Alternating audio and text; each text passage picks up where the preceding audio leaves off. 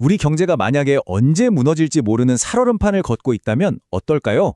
이걸 막기 위해서 경제학자들은 마치 의사처럼 우리 경제의 건강 상태를 아주 꼼꼼하게 진단합니다. 안녕하세요. 여러분의 경제 멘토 경제학장 박사입니다. 오늘은요, 우리 경제의 심장이라고 할 수 있는 이 금융 시스템을 어떻게 진단하고 또 어떻게 지켜내는지 금융 안정 분석의 세계로 여러분을 한번 초대해 보겠습니다. 자, 그럼 바로 시작해 볼까요? 자, 우리가 배우는 이 화폐금융론이라는 거대한 지도에서 금융 안정은 대체 어디쯤에 있는 개념일까요? 사실 꽤 오랫동안 중앙은행의 가장 중요한 목표는 딱 하나, 물가 안정이었어요. 물가만 잡으면 된다, 이거였죠. 그런데 1997년 외환 위기라는 어마어마한 충격이 이 모든 생각을 완전히 바꿔놨습니다. 금융 시스템이 한번 무너지니까 와, 실물 경제도 그냥 같이 와르르 무너져 버리는구나. 이걸 정말 뼈아프게 배운 거죠. 그래서 오늘 우리는 이 금융 시스템의 건강을 어떻게 진단하고 튼튼하게 지켜낼 수 있는지 그 핵심 원리를 제대로 한번 파헤쳐 볼 겁니다. 교수님, 근데 금융안정이라는 말이 사실 좀 막연하게 들려요. 정확히 어떤 상태를 말하는 건가요? 와, 아주 예리하고 좋은 질문이에요. 사실 많은 정의가 있는데 오늘은 그중에서도 핵심을 가장 잘 꿰뚫는다고 평가받는 이 신하시 교수의 정의를 가지고 한번 퍼즐 맞추듯이 조립을 해볼게요. 처음엔 좀 복잡해 보일 수 있는데 이 조각들을 하나씩 맞춰 나가다 보면 금융안정이라는 큰 그림이 아주 선명하게 보일 겁니다. 자, 그럼 첫 번째 조각부터 시작해보죠. 자, 신하식 교수가 말한 금융안정의 첫 번째 핵심, 바로 이겁니다.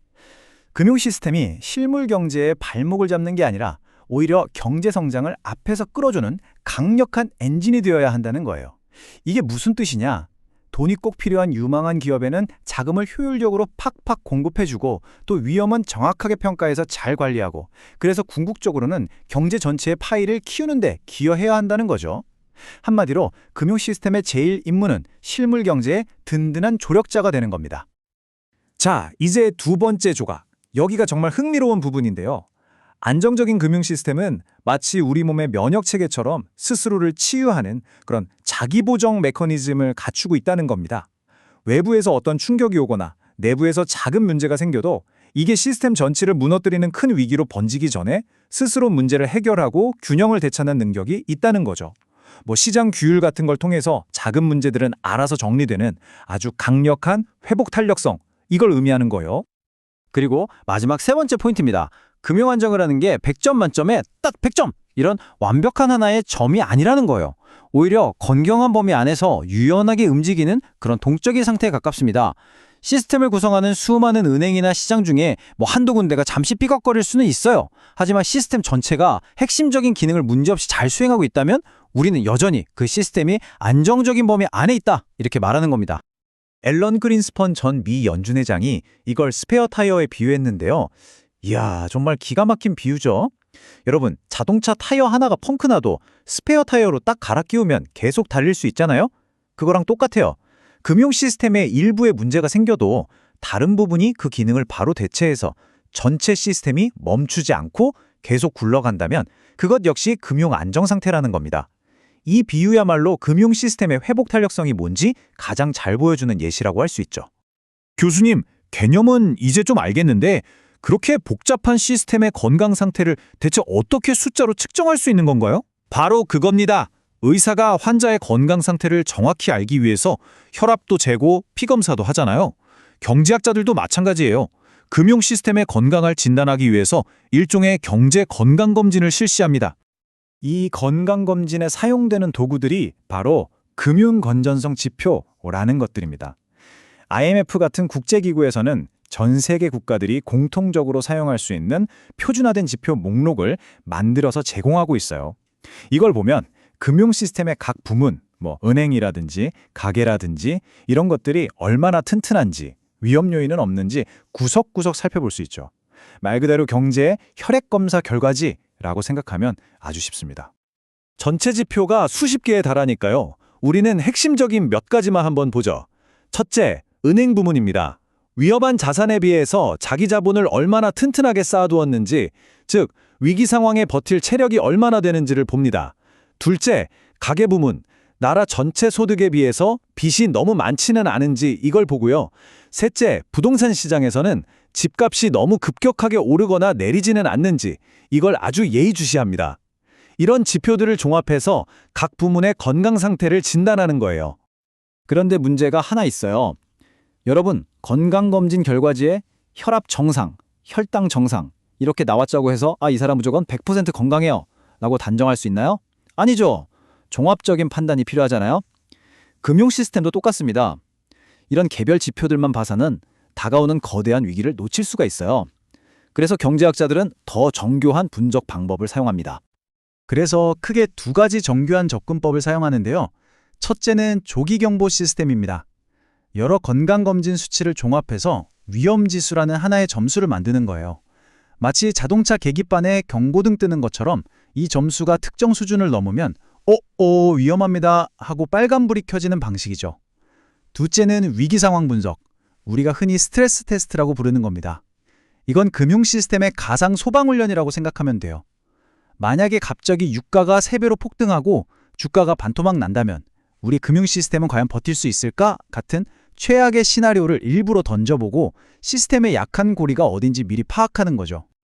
자, 이 위기상황 분석, 즉 스트레스 테스트가 어떻게 돌아가는지 구조를 한번 따라가 보죠. 모든 건 맨 왼쪽에 있는 외생적 충격 시나리오에서 시작합니다.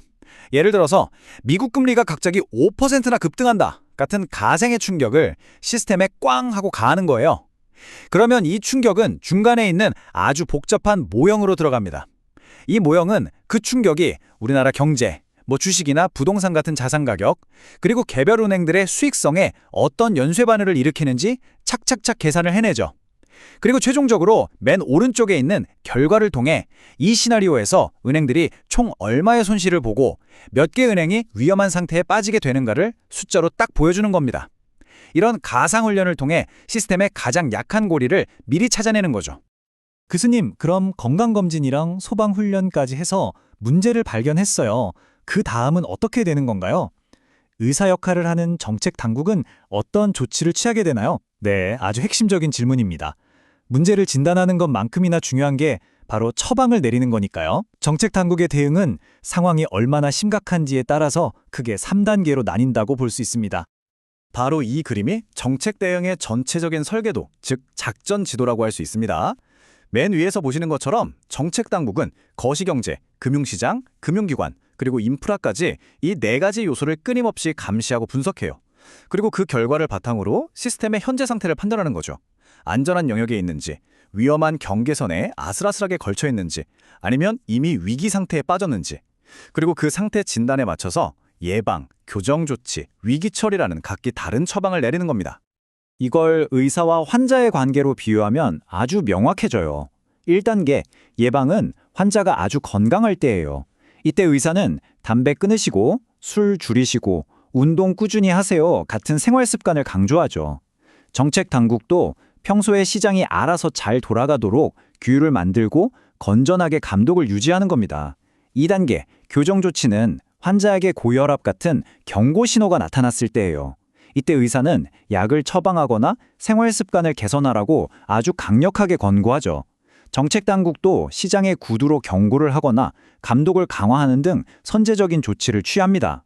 마지막 3단계, 위기 처리는 환자가 응급실에 실려온 위급 상황이에요. 이때 의사는 수술 같은 아주 강력한 개입을 해야 하죠.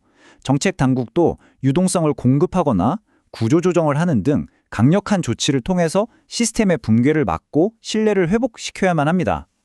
자, 오늘 우리는 금융안정이란 대체 무엇인지, 이걸 어떻게 측정하고 또 어떻게 지켜내는지에 대한 아주 큰 그림을 한번 그려봤습니다. 이런 복잡한 이론들이 결국 여러분의 삶과 어떻게 연결되는지 그 이야기를 하면서 오늘 시간을 마무리해볼까 합니다. 여러분, 솔직히 오늘 내용이 쉽지는 않았을 거예요. 저도 압니다. 하지만 이 고비만 조금 참고 이겨내면 여러분은 세상을 보는 아주 강력한 무기, 새로운 안경을 얻게 되는 겁니다. 이제부터 여러분은 뉴스를 볼 때 가계부채 비율이 높아지고 있다는 말이 그냥 흘려들일 숫자가 아니라 우리 금융 시스템의 건강에 노란불이 켜진 신호일 수 있다는 걸 이해하게 될 거예요. 이처럼 화폐 금융론은 복잡한 경제 현상의 이면을 꿰뚫어 볼 수 있는 새로운 눈을 여러분에게 선물할 겁니다. 오늘 배운 이 분석의 틀을 가지고 한번 세상을 둘러보세요. 과연 다음 금융불안의 징후는 어디에서부터 나타나게 될까요? 혹시 부동산 시장일까요? 아니면 우리가 아직 잘 모르는 새로운 자산 시장에서 터질까요? 정답은 없습니다. 하지만 중요한 건 이제 여러분은 그 징후를 스스로 찾아보고 분석할 수 있는 새로운 눈을 갖게 되었다는 겁니다. 경제를 읽어내는 여러분의 멋진 여정을 항상 응원하겠습니다. 감사합니다.